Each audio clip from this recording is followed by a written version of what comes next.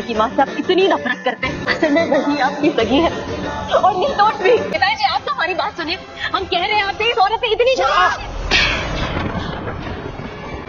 स्वरा दोबारा से फंस गई है भाई यहाँ पर कोयल और ध्वनि की चाल में। पहले तो भाई ध्वनि ने किस तरीके से अभिमन्यु से शादी कर ली थी, यहाँ पर उसको लग रहा था कि अब तो भाई अभिमन्यु को मैं साथ नहीं छोड़ूंगी, क्योंकि अभिमन्यु ने उसको ना एक गोल्ड की वॉच भी दी थी जिसे देख के वो पागल हो गई थी। मतलब वो तो लालची है ना। हिम्मत कैसे हुई तुम्हारी हमारी मम्मी के साथ बदतमीजी करने की हिम्मत कैसे हुई हम पे हाथ उठाने की वेदांत जी?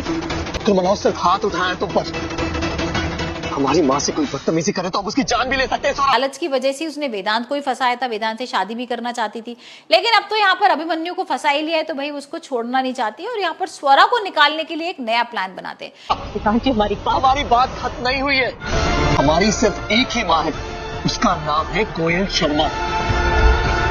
क्योंकि उसको पता है कि अगर स्वरा को उसने घर से नहीं निकाला तो वो उसको घर से निकाल देगी। और यहाँ पर हम देख रहे हैं किस तरीके से ध्वनि ना अपने मर्डर करने का भाई जो आरोप है ना वो स्वरा पे लगा देती है। होता ये है कि यहाँ पर वो जोर जोर से चिल्लाती है और बोलती है कि देखो मेरे को स्वरा मारने आई थी, चाकू लेकर आई थी। अगली बार हमारी माँ से ऊंची आवाज में बात बिल्कुल मत करना। आवाज तो उठेगी वेदांत जी, और आप इस औरत को अपनी माँ कहकर ममता का अपमान मत कीजिए। आपकी माँ है भी नहीं। सारे घर वाले इकट्ठे हो गए, कोई मानने को तैयार नहीं है कि ऐसा भी कुछ स्वरा कर सकती है। लेकिन यहाँ पर भाई स्वरा कहती है ठीक है आपको ऐसा लग रहा है और वो चाकू से मैंने मारा है तो तलाशी ले लो मेरे कमरे की। यहाँ पर तलाशी लेते हैं कमरे की तो भाई मिल ही जाता है वो चाकू। तो ये तो पता ही है ना कि किस तरीके से यहाँ कोयल और ध्वनि फंसाई रहे, उन लोगों ने पहले से ही चाकू रख दिया था, सारा प्लान था।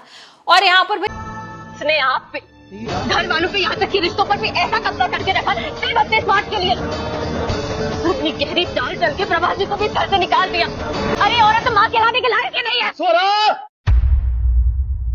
अभिमन्यु भी अब स्वरा के खिलाफ हो गया और अभिमन्यु बोल देता है कि हाँ मैंने देखा था इसको कमरे में आते हुए और ये ना ध्वनि को मारने की कोशिश कर रही थी और भाई अब कुछ भी कर सकती है ये, तो एक काम करो यहाँ पर किसी तरीके से इसको इसके घर भेज दो। जो कोयल है उसको तो मौका मिल जाता है और बोलती है कि भाई इसको तो घर भी नहीं भेज सकते ना, नहीं तो हमारी नैना पे खतरा आ जाएगा। ये तो तुरंत इसका भाई आएगा और नैना को यहाँ छोड़ के चला जाएगा, तो इसको तो भाई कहीं भेज भी नहीं सकते।